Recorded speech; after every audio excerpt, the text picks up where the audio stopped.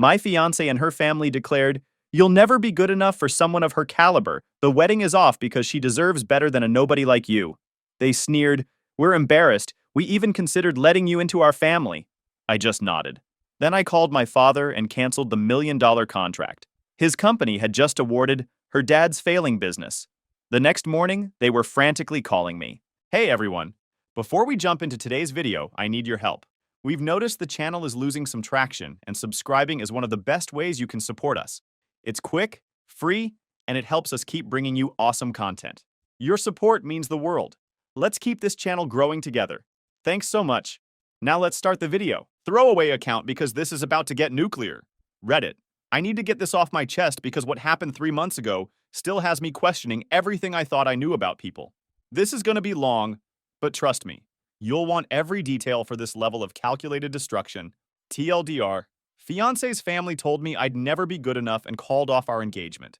Turned out they'd been using our relationship to save their failing business through a contract from my father's company. So I had the contract canceled, exposed their fraudulent billing practices, and watched their whole world collapse.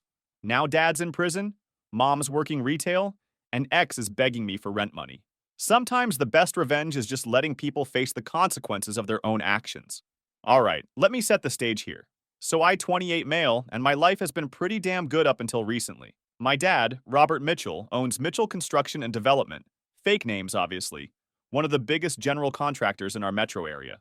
We're talking major commercial projects, shopping centers, office complexes, government contracts. The company pulls in about $40 million a year in revenue. Now, before you roll your eyes and think, oh great, another rich kid story, let me stop you right there. Dad made damn sure I earned everything I got. I started working construction sites when I was 16. Real work, not some cushy office job. Spent my summers hauling materials, learning trades, getting my hands dirty alongside guys who'd been doing this for decades. After college, business management, because Dad insisted I understand both sides. I worked my way up through every department. Estimating, project management, client relations, you name it. 5 years of proving myself before Dad finally made me VP of operations. I earned my $95,000 salary plus bonuses, and everyone in the company knows I didn't get here because of my last name. Dad always taught me that respect is earned, not inherited. That our family's success came from treating people fairly and delivering quality work. Son, he'd say, reputation is the only thing money can't buy. You can lose everything else and rebuild, but lose your reputation and you're finished. I took that to heart. Always have. For the past 4 years, the center of my world was my fiancée, Amanda Clark. God, even thinking about her name makes my jaw clench now. Amanda was perfect. At least I thought so. Beautiful, smart, funny in that way that made every day feel lighter. She worked in marketing for some mid-sized firm, made decent money, seemed to genuinely enjoy spending time with me regardless of what we were doing. We met at a charity fundraiser Dad's company sponsored. She was there with friends. I was there because Dad insisted all family attend these things for community relations. She walked up to me at the bar and said, "You look like you'd rather be anywhere else right now." I laughed and said, "Pretty much anywhere." We ended up talking all night. What I loved about Amanda was that she never seemed impressed by the money. When I told her what my family did, she just nodded and asked if I enjoyed the work. When I picked her up in my truck instead of something flashy, she said she preferred guys who drove practical vehicles. When we went to dinner, she insisted on splitting checks half the time. For 4 years, I thought I'd found someone who loved me for me, not for what my family could provide. I was such an idiot. Amanda's family was a different story entirely. Her father, David Clark, owned Clark Mechanical Systems, a mid-sized HVAC and plumbing contractor. They did good work, had a decent reputation, but they were definitely a tier below the major players in our market. Her mother, Patricia, was one of those women who defined herself entirely by her husband's success and her daughter's potential. Never worked a day in her life, but somehow always had opinions about everyone else's career choices. Always dressed like she was heading to a country club, always talking about standards and expectations. From day one, they treated me weird. Not hostile exactly, but like they were constantly evaluating me, asking about my long-term goals and my vision for the future, making comments about Amanda's potential and how important it was for her to be with someone who could provide properly. At the time, I thought they were just being protective parents. Now I realize they were interviewing me for a position I didn't even know I was applying for. About a year ago, things started getting strange with Amanda's family. David would make these casual comments about business being tough, about how the big contractors were squeezing out the smaller players. Patricia would mention their temporary financial adjustments and how they were repositioning for future growth. Amanda started acting different too. More questions about Dad's business, about upcoming projects, about how contracting decisions got made. She'd bring up her father's work more often, mention how skilled his crews were, how reliable his company had always been. I thought she was just proud of her family. Looking back, she was gathering intelligence. The breaking point came 6 months ago, when David's company landed in serious trouble. A major project had gone sideways, something about faulty equipment and cost overruns that left them holding the bag for about $300,000 in damages. Their insurance fought the claim, suppliers started demanding cash up front, and suddenly Clark Mechanical was looking at bankruptcy. Amanda was devastated. She came to me crying, talking about how her family might lose everything, how her father had worked for 30 years to build his business, and it could all disappear because of one bad project. I felt terrible for her. This was the woman I loved, and her family was in crisis. So I did what any decent fiancé would do. I offered to help. Maybe I could talk to my dad, I suggested. We've got that new retail complex project starting up. It'll need major HVAC work. Maybe we could get your father's company on the bid list. The way Amanda's eyes lit up should have been my first warning sign. Not relieved, calculating. You do that? Really? Of course. We're going to be family soon, right? That weekend, I sat down with Dad and laid out the situation. David's company was in trouble, but they did quality work. The new Meridian shopping complex project would need extensive mechanical systems. Maybe we could throw them a lifeline. Dad listened carefully, then asked the questions I should have asked. Son, what's their financial situation really look like? Because if they're struggling with cash flow, taking on a major project could make things worse, not better. I think they just need a break, Dad. One good contract to get back on their feet. Dad studied me for a long moment. This is important to you. It is. All right. Have David submit a proposal. If the numbers work and they can handle the scope, we'll consider it. David's proposal came in 2 weeks later. $1.2 million for all HVAC, plumbing, and fire suppression systems for the Meridian complex. The price was competitive, the timeline reasonable, and their crew had the experience to handle it. But Dad's due diligence team found some concerning things. Clark Mechanical was worse off than I'd realized. They owed money to suppliers, had outstanding liens, and their bonding capacity was maxed out. Taking on a project this size was a massive risk for them. Robert, Dad told me, this could either save them or finish them.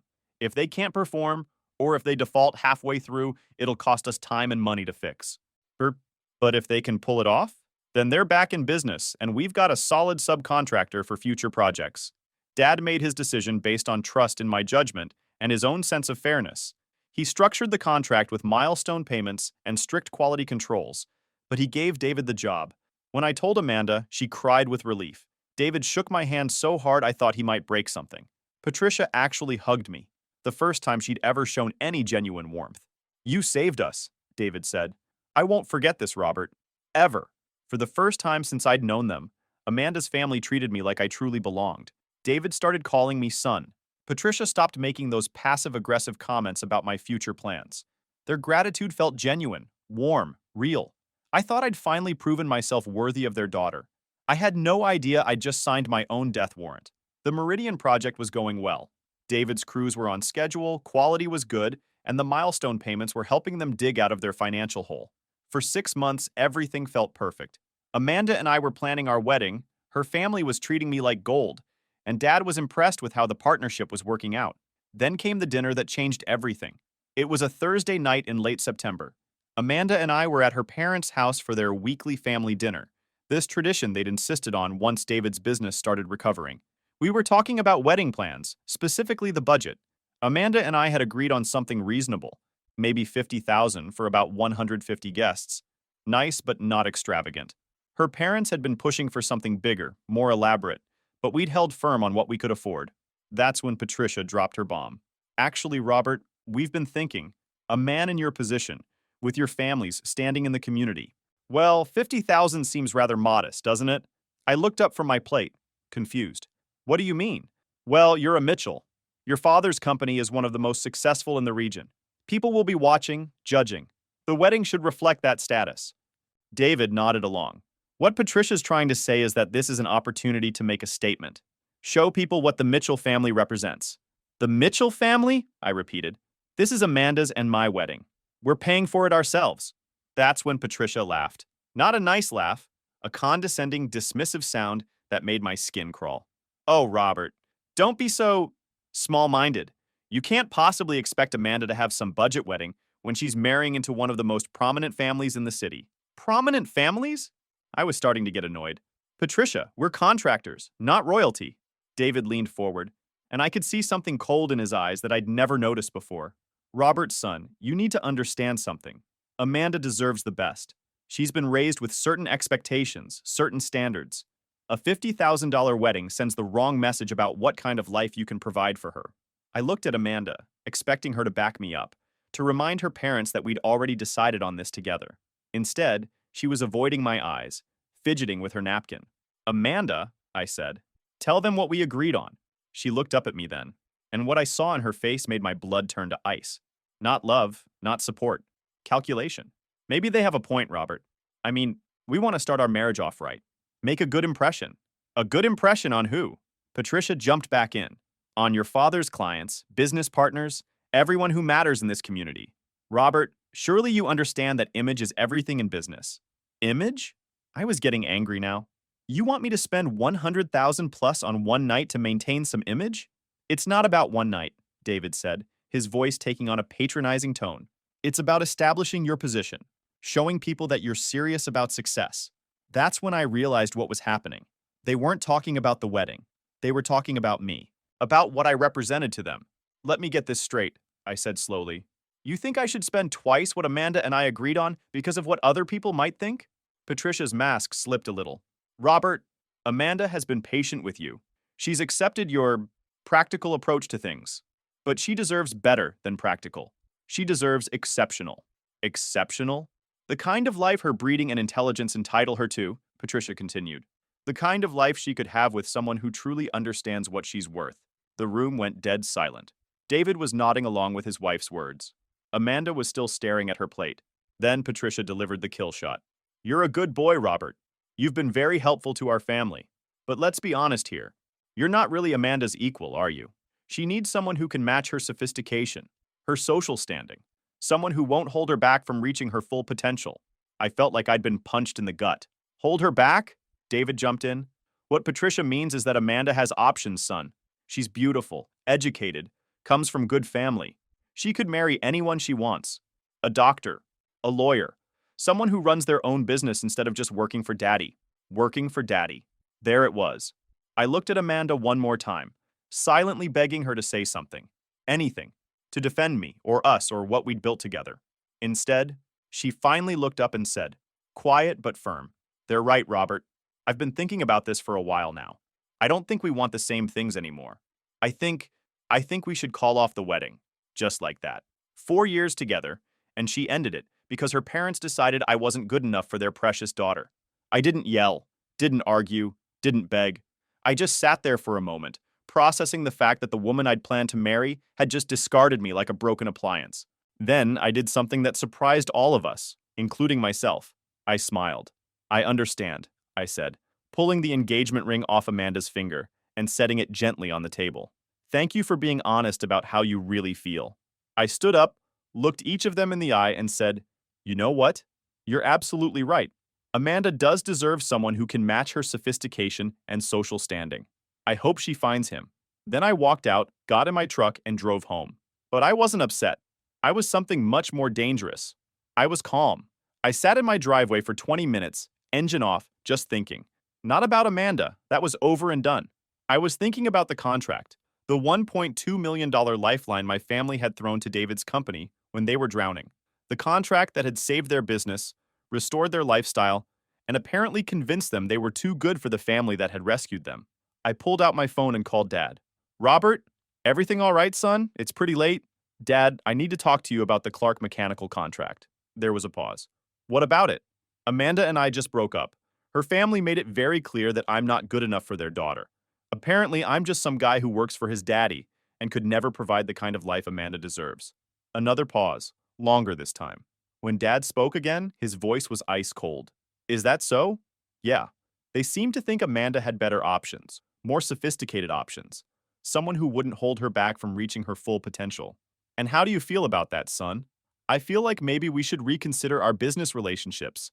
After all, if I'm not good enough to marry into their family, maybe Mitchell Construction isn't good enough to work with either. Dad was quiet for a long moment. Then, Robert, that contract has a termination clause. We can cancel for convenience with 30 days notice and a 10% penalty fee. I remember. The penalty would be about $120,000. David's already been paid for completed work, so we wouldn't be cheating him. But canceling would put his company in a very difficult position. How difficult? Well, they've hired additional crews for this project, leased new equipment, taken out loans based on the contract value. If we cancel, they'd be overextended with no major projects to cover their new overhead. I thought about Patricia's condescending laugh, about David calling me son while secretly thinking I wasn't worthy of his daughter, about Amanda sitting there nodding along while her parents dismantled 4 years of my life. Dad, what would happen to Clark Mechanical if we canceled? Honestly, they'd probably go under within 6 months. The penalty fee wouldn't be enough to cover their new commitments. And Mitchell Construction? We'd take a hit on the penalty and have to find a new mechanical contractor. But we'd be fine. Might even save money in the long run if we can get better rates elsewhere. I made my decision. Dad, I want you to cancel the contract. You sure about that, son? That's a lot of people's livelihoods we're talking about. I'm sure. They made their position very clear tonight. If I'm not good enough for their family, then our company's money isn't good enough for their business. All right, Robert. I'll have legal draft the termination notice first thing in the morning. It'll be delivered by close of business tomorrow. Thanks, Dad. Son, for what it's worth, I think you're making the right choice. Family loyalty goes both ways. If they can't see your worth, they don't deserve our support. I hung up and went inside. Slept like a baby for the first time in months. The next morning, I woke up to 17 missed calls and 23 text messages. The fun was just beginning. The first wave of calls started around 10 a.m., right after the termination notice was delivered. David called first, confused and panicked. Then Patricia, then Amanda, all asking if there had been some mistake, some misunderstanding. I let them all go to voicemail. I had work to do. See, canceling the contract was just the opening move. I'd been thinking all night about how to really twist the knife, and I'd remembered something important. 3 months ago, Amanda had asked me to help her friend Sarah get a job at Dad's company. Sarah worked in accounting, and we'd been looking for someone to help with project billing. Sarah was smart, detail-oriented, and grateful for the opportunity. We'd become friendly over the months. Nothing romantic, just workplace friendship. But Sarah had access to all of Mitchell Construction's financial records, including details about our subcontractors. So I asked Sarah to do me a favor. I wanted to see all of Clark Mechanical's payment records, work history, and performance evaluations. Officially, it was for a routine partnership review. Unofficially, I was looking for ammunition. What Sarah found was pure gold. Clark Mechanical hadn't just been struggling financially, they'd been cutting corners to keep their bids competitive. Cheaper materials, fewer quality control checks, rushing installations to save on labor costs. Nothing that would cause immediate failure, but stuff that would lead to problems down the road. More importantly, David had been padding his invoices. Not by huge amounts, just enough to not raise red flags. A few extra hours here, some inflated material costs there. Over the course of the project, he'd probably skimmed an extra $50,000 from Mitchell Construction. But the real bombshell came when Sarah dug deeper into the timeline of Clark Mechanical's recent jobs. And that's when we discovered something that made my blood boil. David's company hadn't gotten into financial trouble because of one bad project. They'd gotten into trouble because David had been systematically overbilling clients for years, and finally got caught by a major client who demanded an audit. The client? Hutchinson Development, one of Mitchell Construction's biggest competitors. The pieces started falling into place. David's financial crisis wasn't bad luck. It was the result of years of fraudulent billing finally catching up to him. And when Hutchinson Development found out they'd been defrauded, they'd not only sued for damages, but also made sure word got around the industry about Clark Mechanical's practices. That's why no other major contractors would work with David. It wasn't because the market was tough. It was because he had a reputation for cheating clients. But here's the really sick part. Sarah found emails between David and Amanda, dating back over a year, discussing Mitchell Construction as a potential opportunity and strategizing about how to leverage the relationship to secure work. Amanda hadn't fallen in love with me, and then her family got into trouble. Amanda had been cultivating our relationship specifically to position herself to help her father's failing business. I'd been played from day one. The emails were damning. Amanda asking about Dad's upcoming projects, about his decision-making process, about which employees had influence over contracting decisions. David coaching her on what information to gather and how to bring up her father's company in casual conversation. But the worst email was from just 2 weeks ago. Amanda writing to her father, Robert's completely wrapped around my finger. After we get married and I have real influence in the Mitchell family, we can position Clark Mechanical as their exclusive mechanical contractor. Multi-year deals, premium rates, the works. This investment in the relationship will pay off for decades. Investment in the relationship. That's all I'd ever been to her. But wait, it gets worse. Sarah found one more thing that made everything click into place. Clark Mechanical had received a cash infusion 3 months ago, right around the time Amanda started talking about marriage timelines and pressing for a wedding date. The money came from Patricia's brother, Marcus Webb. And Marcus Webb was a partner at Webb, Richardson and Associates, the law firm that represented Hutchinson Development in their lawsuit against Clark Mechanical. I stared at the documents for a long time, putting together the final pieces of the puzzle. David had been stealing from clients for years. When Hutchinson Development caught him, they sued and spread word about his practices, blacklisting him from working with major contractors. David was facing bankruptcy and probably criminal charges. That's when Patricia's family stepped in with a plan. Use Amanda to hook a Mitchell, secure a major contract to stabilize the business, then use the marriage to position Clark Mechanical as Mitchell Construction's preferred contractor going forward. Amanda's relationship with me wasn't love. It was a multi-year business development strategy. And now that they had the contract and thought they were stable, they were cutting me loose because I was no longer useful. They probably figured I'd be too devastated to cause problems, and they could ride out the contract cancellation penalty while looking for their next mark. They had seriously underestimated who they were dealing with. Armed with Sarah's research, I decided it was time to have some fun. But first, I needed to let Amanda know exactly how screwed she was. I called her around 2 p.m., right after I'd finished putting together my evidence file. Robert, thank God you called. We need to talk about this contract situation. There's been some kind of misunderstanding. No misunderstanding, Amanda. I canceled the contract because your family made it clear I'm not good enough for you. Seems pretty straightforward. Robert, please. My parents were just stressed about the wedding costs. They didn't mean, actually, Amanda. I think they meant exactly what they said. Just like you meant what you said when you decided to call off our engagement. We can fix this. We can get back together. Work things out. Interesting timing on that offer. Almost like it has something to do with the contract cancellation. Silence. Amanda, I've been doing some research today. Very interesting reading. What kind of research? Well, for starters, I found out about your father's little billing fraud problem with Hutchinson Development, and the lawsuit, and the reason no other major contractors will work with Clark Mechanical. More silence. I also found some fascinating emails between you and your father. Emails about leveraging our relationship and positioning your family as our exclusive contractor after we got married. I could hear her breathing getting shaky. Robert, I can explain. Can you explain the cash infusion from Uncle Marcus? The one that came right around the time you started pushing for a wedding date? How do you know about that? Amanda, my family's company has access to financial records for all our contractors. Due diligence, you know? And when I started digging, I found some very interesting patterns. Robert, please. You don't understand the whole situation. I understand perfectly. Your father's been stealing from clients for years. When he finally got caught, your family cooked up a plan to use me as your financial lifeline. 4 years of my life, Amanda. 4 years of thinking you loved me when really, I was just a mark in your family's long con. She started crying then, but I wasn't done. But here's the really beautiful part, Amanda. Canceling our contract isn't just going to put your father's business under. It's going to trigger a full audit of Clark Mechanical's billing practices. Because when a major contractor suddenly terminates a relationship, other clients start asking questions. What do you mean?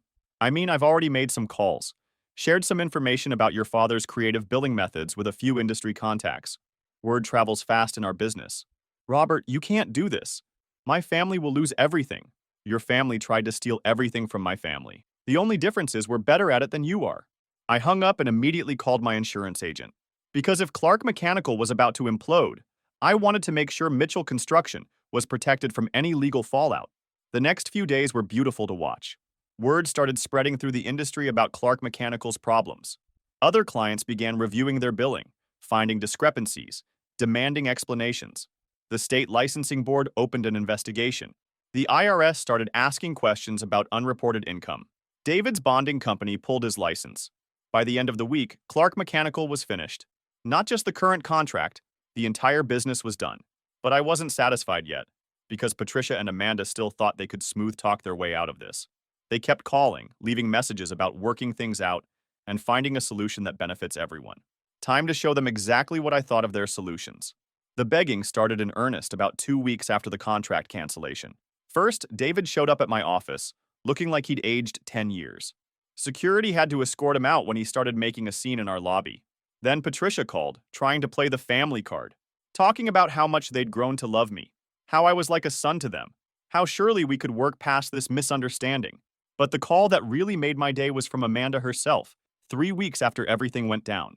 "Robert, I need to see you. Please. Just give me 5 minutes to explain." Against my better judgment, I agreed to meet her for coffee. I was curious to see what her final play would be. She looked terrible. Hair unwashed, clothes wrinkled, dark circles under her eyes. This wasn't the polished princess who dumped me for not being good enough. "Robert, I'm sorry. I'm so sorry. I never meant for things to go this far." "Which things, Amanda? The 4-year con job or getting caught?" "It wasn't a con job. I really did love you. I still do. You loved what I could provide. There's a difference." She started crying again. "My family is destroyed, Robert. My father's facing criminal charges. My mother's having a breakdown. We're going to lose our house. That's unfortunate. How can you be so cold? This is my family. Amanda, 3 weeks ago your family told me I wasn't good enough to be part of it. You agreed with them. So why would I care what happens to them now? Because somewhere inside, you're still the good man I fell in love with." I almost laughed. "The good man you were planning to use as your family's personal ATM for the next 30 years? That wasn't the plan. It was exactly the plan. I've seen the emails, Amanda. I know about the uncle's money, the Hutchinson lawsuit, all of it." She stared at me, finally realizing how completely exposed they were. "What do you want, Robert? What will it take to make this stop?" "Nothing. Nothing. Amanda, you can't give me anything I want because what I want is 4 years of my life back. I want to unmeet your family. I want to never have fallen for your act in the first place. Robert, please, I'll do anything. We can get back together. I'll sign a prenup, give up any claim to your family's money. Just help us." And that's when I delivered the line I'd been rehearsing for weeks. "Amanda, you told me I'd never be good enough for you. Well, congratulations. You were right. I'm not good enough to be the sucker who bails out your criminal family. I'm not good enough to pretend your love was ever real. And I'm definitely not good enough to waste any more of my life on people who see me as nothing but a paycheck." I stood up to leave, then turned back one more time. "By the way, I hear Hutchinson Development is hiring. Your father might want to apply. I'm sure they'd love to have someone with his experience." That was 6 months ago. David got 18 months in federal prison for mail fraud and tax evasion. Patricia had to sell their house and move into a rental apartment. She's working at a department store now, dealing with the same kind of customers she used to look down on. Amanda moved back in with her mother after losing her marketing job. Turns out having a convicted felon for a father makes you less attractive to employers. Last I heard, she was working at a call center, making about $12 an hour. As for me, I'm doing great. Dad made me senior VP after seeing how I handled the Clark situation. He said it showed real business instincts and family loyalty. My salary's up to $120,000 plus bonuses. I've been dating someone new for a few months. Jessica, a veterinarian I met through friends. She's smart, funny, and most importantly, she makes her own money and doesn't give a damn about mine. When I told her the whole story about Amanda's family, she just shook her head and said, "Sounds like you dodged a bullet." The best part? Last month, Amanda called one more time. Not my personal phone. She tried calling the office, claiming it was about settling final business matters. My secretary put her through. "Robert, I need help. I can't make rent this month and I don't know where else to turn." "Amanda, why are you calling me?" Because you're the only person I know who might help. I'm desperate, Robert. I'm about to be evicted. Have you tried calling one of those sophisticated, successful men your mother thought you deserved?" Silence. "Amanda, 3 weeks before you dumped me, you told your parents I'd never amount to anything, that you needed someone who could match your social standing. Well, I'm still the same guy who never amounts to anything. What makes you think I'd have money to spare for someone as high class as you? Robert, please." "You know what, Amanda? I've got an idea. Why don't you call your Uncle Marcus? I'm sure a successful lawyer like him would be happy to help his favorite niece. Oh, wait, I forgot. He's probably not returning your calls since your father's conviction made the family name toxic." Robert, I'm begging you. And I'm saying no. You made your choice, Amanda. You chose to see me as a mark instead of a partner. You chose your family's greed over our relationship. You chose to throw away 4 years for the promise of something better. I made a mistake. Yes, you did. You mistook me for someone who'd be stupid enough to help you twice. I hung up and had my secretary block her number. That night, I took Jessica out to dinner at the nicest restaurant in town. We talked about her work-saving animals, my latest construction projects, our plans for the weekend. Real conversation between two people who actually like each other. While we were eating, I happened to see a familiar figure through the window. Amanda, walking past on the sidewalk, wearing a uniform from some cleaning service. She looked tired, defeated, older than her years. For just a moment, I felt something that might have been pity. Then I remembered Patricia's condescending laugh, David's patronizing tone, Amanda's cold calculation as she threw away 4 years of love for a better business opportunity. The pity disappeared. Jessica noticed me looking out the window. Someone you know? Used to, I said. Nobody important. And that's the truth. Amanda and her family had been important to me once, when I thought they were real people instead of predators in expensive clothes. But they'd shown me exactly what they were, and I'd responded accordingly. They wanted someone good enough for their standards? I hope they found him. Good luck affording him on $12 an hour. That's my story, Reddit. 4 years of my life wasted on people who saw me as nothing but a paycheck. But at least I found out who they really were before I married into that family of grifters. Consider it an expensive education in human nature.